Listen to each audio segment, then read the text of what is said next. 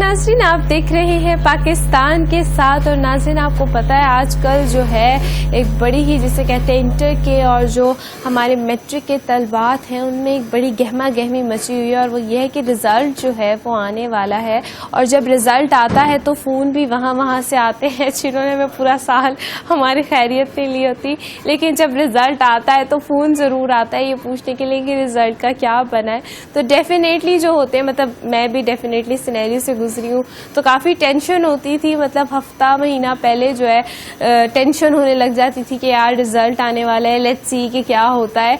بے شک اچھے بھی ایگزام دیو، لیکن پھر بھی ٹینشن جو تھی وہ وہاں پر برقرار ہوتی تھی، اور اسی کے ساتھ ساتھ ایک اور ٹینشن بھی ہوتی تھی کہ اب مزید جو ہے آگے کس چیز کو ہم پرسیو کریں، کس چیز میں جائیں، کس طرح کی فیلڈ کو چوز کر کے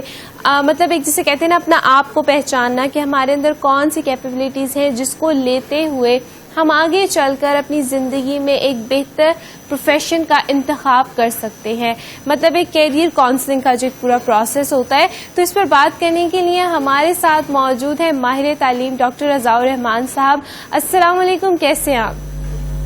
جی وعلیکم السلام بشرا، میں ٹھیک ہوں، آپ خیریت سے ہیں؟ ٹھیک ٹھاک ہیں جی الحمدللہ۔ اچھا رضا الرحمان صاحب، اب یہاں پر بات کریں میٹرک اور انٹر کے رزلٹ کی جو کہ بہت جلد جو ہے وہ آنے والا ہے، اور اس کے ساتھ ساتھ میں جیسے کہ یہاں پر بات کر رہی تھی کہ بہت ساری فون کالز بھی آنے والی ہیں، تو اس کی ٹینشن سے مجھے ایسا لگتا ہے رزلٹ تو جو آنا ہے وہ اب آنا ہی ہے، کیونکہ جو ایگزام ہم دے آئے ہیں وہ دے آئے ہیں، اب بس رزلٹ کا ویٹ کرنا ہے۔ لیکن ہمیں یہاں پر جو ایک مین چیز جس کو ہمیں اپنے مائنڈ میں رکھنا چاہیے، مجھے ایسا لگتا ہے وہ یہ ہے کہ اب مزید آگے کیا کیا جائے، کیونکہ میٹرک کے بعد ہم نے انٹر میں اپنے سبجیکٹس کی سلیکشن کرنی ہوتی ہے کہ ہم نے کس فیلڈ کو آگے جا کے پرسیو کرنا ہے، اور انٹر کے بعد وہ اور بھی زیادہ لازمی ہو جاتا ہے کیونکہ ہم ایک یونیورسٹی لیول پہ جا رہے ہوتے ہیں، تو ہمیں اس پورے سینیریو میں بہت ضروری ہوتا ہے کہ ہم یہ دیکھیں کہ ہم نے کس طرح کے پروفیشن کو جو ہے وہ اپنانا ہے۔ تو ایک اپنی ہی صلاحیتوں کو پہچاننے کا کیا طریقہ ہے جس سے ہم بہتر کریئر کاؤنسلنگ کر سکتے ہیں؟ دیکھیے بشرا، اپنی صلاحیتوں کو جاننے میں انسان کی اپنی بھی بڑی اہم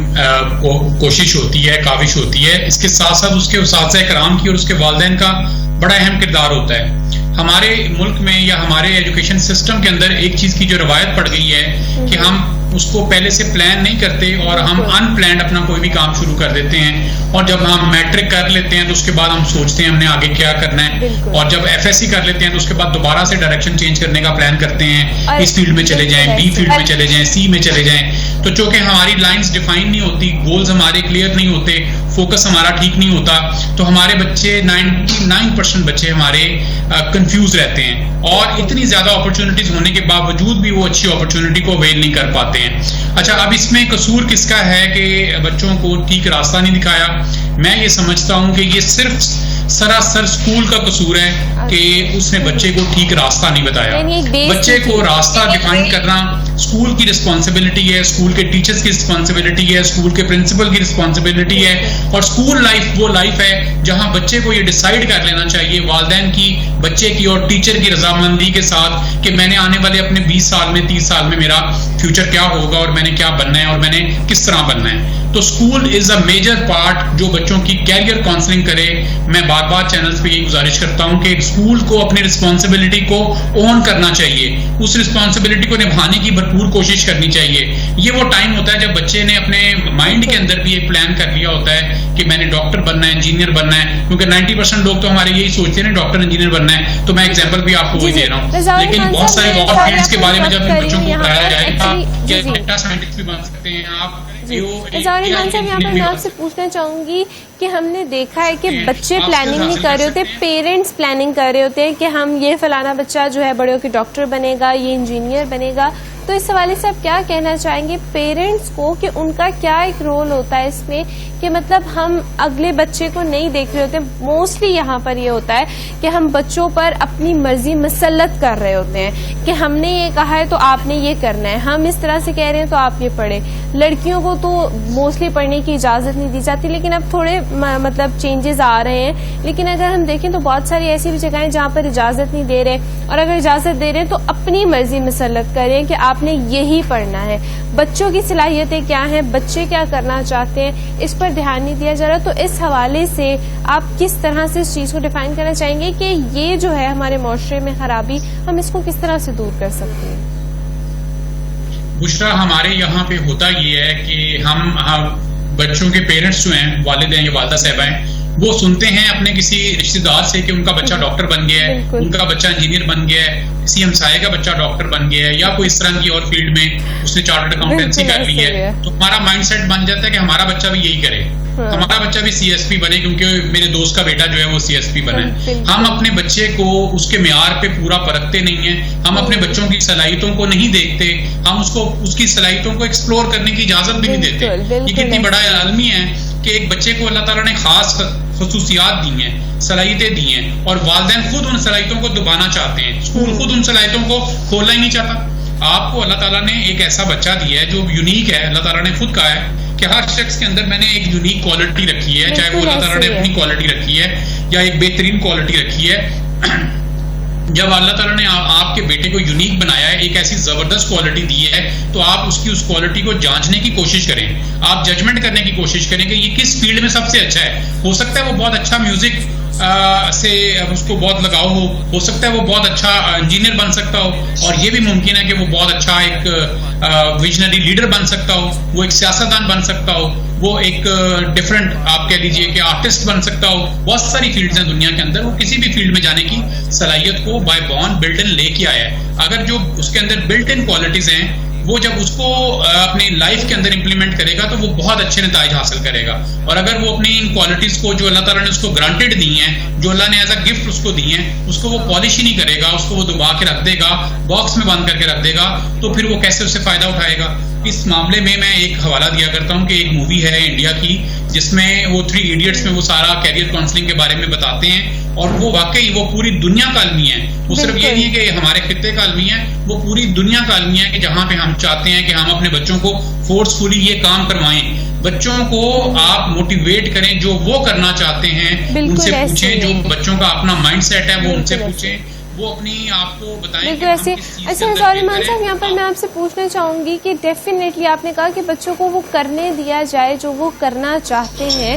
لیکن اسی حوالے سے اگر ہم دیکھیں کہ زیادہ تر جو ایجوکیشن ہے وہ اس لیے حاصل کی جاتی ہے کہ ایک اچھی جاب مل جائے, ایک جسے کہتے ہیں برائٹ فیوچر جو ہے وہ ہم اپنا بنا سکیں. اس حوالے سے اگر ہم دیکھیں تو آج کل کا جو دور ہے وہ تو ڈیجیٹل دور ہے, یہاں پر ڈیجیٹلائز چیزیں, ٹیکنالوجی سے بھرپور چیزیں ہمارے پاس موجود ہیں جن سے ہم کام کر کے اپنا فیوچر واقعی میں برائٹ کر سکتے ہیں. یہ ڈاکٹر انجینئر بننا ہم بچپن سے سنتے آ رہے ہیں, کسی کو ڈاکٹر بننا ہے, انجینئر بننا ہے, پائلٹ بننا ہے, لیکن اب جس ہم دور میں ہیں تو ڈائمینشنز کافی بدل چکی ہیں, بہت ساری چیزیں ہمارے پاس موجود ہیں. جیسے کہ آپ نے سٹارٹنگ میں کہا کہ ہم لوگ نہیں سوچتے, ہماری کوئی پلاننگ نہیں ہوتی, ایف ایس سی میں مارکس اچھے نہیں آئے چلو یہ کر لو, مطلب ایف ایس سی کنٹینیو کرنا تھا لیکن مارکس کی وجہ سے ہم کنٹینیو نہیں کر پائے. تو اس طرح کی چیزیں ہم پلاننگ کے ساتھ نہیں چل رہے ہوتے, ہم جسٹ جسے کہتے ہیں نا گو ود دا فلو والا گیم ہے یہاں پر, کہ گو ود دا فلو جو ہے جسے کہتے ہیں اس کے ساتھ چل, مطلب اس طرح کا ہے. تو میں اس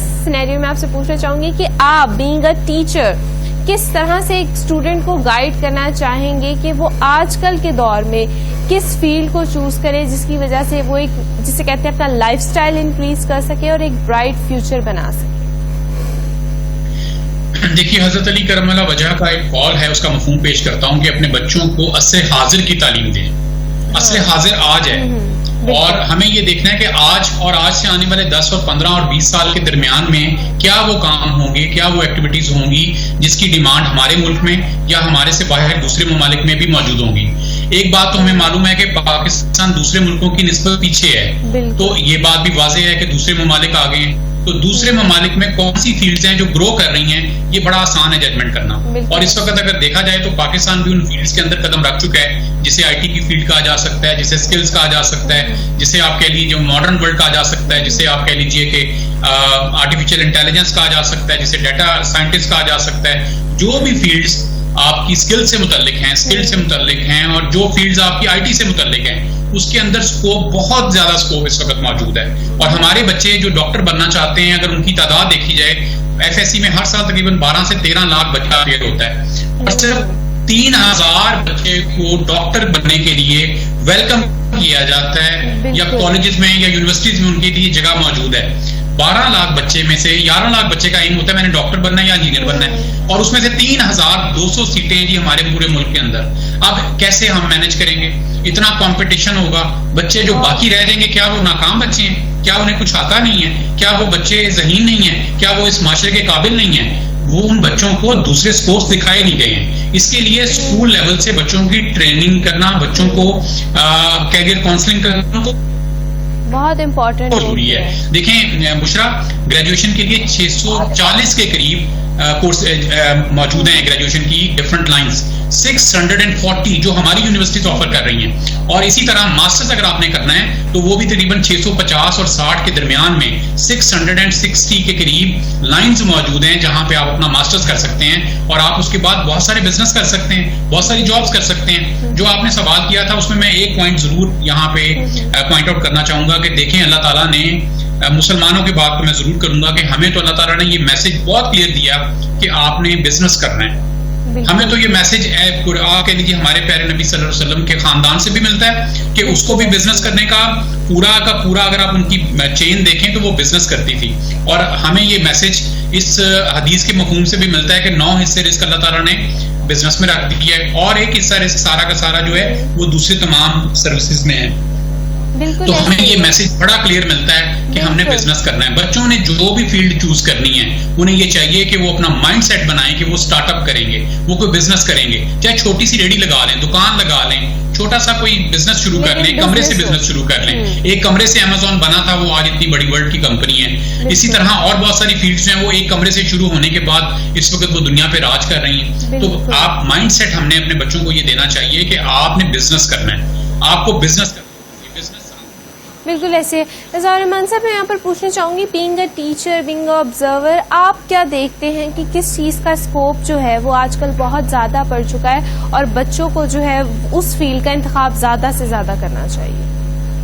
بشرا دیکھیں اس وقت سب سے زیادہ اسکوپ IT کی انڈسٹری کے اندر ہے, اور سب سے زیادہ اسکوپ اس کے بعد سیکنڈ نمبر پہ جو اسکلڈ ایجوکیشن ہے اس کے اندر ہے. یہ دونوں وہ فیلڈز ہیں جو بچہ حاصل کر لے گا, IT کی ایجوکیشن چاہے اور یا پھر اسکلڈ ایجوکیشن, وہ نہ تو کبھی عام زندگی گزارے گا نہ ایوریج گزارے گا, وہ ابو ایوریج زندگی گزارے گا, اچھی آمدن کریٹ کرے گا, وہ بزنس کرے گا, بزنس کی اپرچونٹیز اس کے بعد خود چل کے آئیں گی, وہ خود بہت جلدی بزنس مین بن جائے گا. ہمارے یہاں پہ تو 95% لوگ ہیں جو جاب کرتے ہیں, جو والد کا ذہن ہوتا ہے جاب کرنے کا وہی اپنے بیٹے کا ذہن جاب کرنے کا وہ بنا دیتا ہے. تو اب ان بچوں کے لیے ایک اپرچونٹی آ رہی ہے کہ اگر یہ IT کی ایجوکیشن حاصل کرتے ہیں یا یہ اسکل ایجوکیشن حاصل کرتے ہیں تو ان کے پاس یہ بہت بڑی اپرچونٹی ہے کہ یہ اس مائنڈ سیٹ سے نکلیں کہ میں نے جاب کرنی ہے, اور جاب کے مائنڈ سیٹ سے نکل کے بزنس کو ایزیلی سٹارٹ کر سکتے ہیں. اور آج کل اگر آپ دیکھیں پچھلے 1 سال کے اندر دیکھیں, 2 سال میں دیکھیں تو ہزاروں نہیں لاکھوں کی تعداد میں چھوٹے بچے آگے آئے ہیں جنہوں نے, جو 18 سال کے 20 22 24 سال کے ینگسٹر ہیں, انہوں نے اپنے اسٹارٹ اپ شروع کیے ہیں اور بہت شاندار اور بڑی کامیابی سے وہ چلا رہے ہیں. وہ ایگزامپل ہیں اس پورے معاشرے کے لیے, اور ان کی ایگزامپل کو جگہ جگہ کوٹ کرنا بہت ضروری ہے, کیونکہ ہم یہی چاہتے ہیں کہ ہمارے بچے بزنس کریں, ہم یہی چاہتے ہیں کہ ہمارا بچہ جو ہے وہ انٹرنیشنل بچوں کے برابر ہو, ہم یہی چاہتے ہیں کہ ہمارا بچہ جو انٹرنیشنل بچوں کے ساتھ مل کے یا ان کے ساتھ چلتے ہوئے, انہی کی لائنز کے اوپر چلتے ہوئے وہ پوری دنیا کو اپنی سروسز دے. بالکل ایسے ہی ہے. تھینک یو سو مچ رضا الرحمان صاحب, آپ کے قیمتی وقت کا بہت شکریہ کہ آپ نے اپنا قیمتی وقت جو ہے وہ ہمیں دیا. اسی کے ساتھ جو ہے رزلٹ تو آنے والے, لیکن رزلٹ کی ٹینشن سے پہلے ہم نے یہ سوچنا ہے کہ ہم نے آگے کیا کرنا ہے, کس طرح سے لے کے چلیں. جیسے کہ رضا الرحمان صاحب نے بہت خوبصورت بات کی کہ ہم نے ایک جاب کلچر سے باہر آنا ہے اور اپنے آپ کو بزنس کی طرف لے کے جانا ہے, تاکہ ہمارے پاس جو ہے ہم اپنی زندگی کو, اپنے فیوچر کو مزید برائٹ کر سکیں اور ایک اچھے معاشرے کو اور اپنی زندگیوں کو بہتر بنا سکیں. اور جو ہمارے آج کل سینیریوز چل رہے ہیں, جیسا کہ ڈیجیٹل دور ہے اور ڈیجیٹل چیزوں کا دور ہے, تو ہمیں اپنے آپ کو اس کی طرف کنورٹ کرنا چاہیے اور اپنے شوق کو, جسے کہتے ہیں جو آپ کو شوق ہے, جو آپ کرنا چاہتے ہیں, ہمیشہ وہی کام کرنا چاہیے پورے دل کے ساتھ. اسی کے ساتھ ناظرین, آپ نے اپنا بہت زیادہ خیال رکھنا ہے. ایک نئے پروگرام میں کچھ نئے ٹاپکس اور کچھ نئے مہمانوں کے ساتھ دوبارہ سے حاضر ہوں گی. تب تک کے لیے اپنی میزبان بشرا گلفام کو دیجیے اجازت. خدا حافظ.